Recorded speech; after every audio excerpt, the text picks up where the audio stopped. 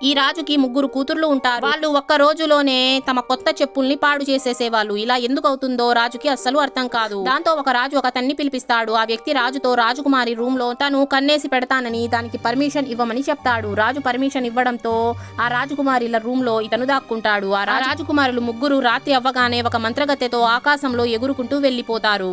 ఇది చూసిన ఈ వ్యక్తి వాళ్ళని ఫాలో అవుతాడు. వాళ్ళు బంగారం, వెండి ఇంకా వజ్రాలతో నిండి ఉన్న ఒక అడవిలోకి వెళ్తారు. దాంతో ఈ వ్యక్తి అక్కడే ఉండి వాళ్ళని చూస్తూ ఉంటాడు. వాళ్ళు అడవిలో బావిలో నీళ్లు తాగి రిలాక్స్ అవుతూ ఉంటారు. అప్పుడే వాళ్ళు నిద్రపోయేటప్పుడు ఇతను అక్కడే ఉన్న ఒక చెట్టు కొమ్మ గిన్నెని తీసేసుకుంటాడు. వజ్రాల అడవిలో ఉంటున్న ఒక రాజకుమారికి ఏదో డౌట్ గా అనిపిస్తుంది. దాంతో మిగిలిన రాజకుమారులిద్దరూ ఆమెని చూసి ఎగతాళి చేస్తారు. ఆ తరువాత ఈ ముగ్గురు అమ్మాయిలు ఒక రాక్షసుడి నోటిలోకి వెళ్తారు. అక్కడ 12 మంది రాక్షసులు ఉంటారు. ఆ రాక్షసులతో ఈ అమ్మాయిలు ముగ్గురు కలిసి వాళ్ళతో డాన్స్ చేస్తారు. వాళ్ళు డాన్స్ వేసేది ఒక పదునైన ప్రదేశం కావడంతో వీళ్ళ కాళ్ళకున్న చెప్పులు చెడిపోతాయి. ఇదంతా తెలుసుకున్న ఈ వ్యక్తి తిరిగి రాజు దగ్గరికి వచ్చి ఆ కొమ్మ మరియు ఆ గిన్నెని చూపించి ప్రూఫ్ తో సహా ఏం జరిగిందో నిజమంతా చెప్పేస్తాడు. వీడియో నచ్చినట్లయితే లైక్ చేసి ఛానల్ ని సబ్స్క్రైబ్ చేసుకోండి.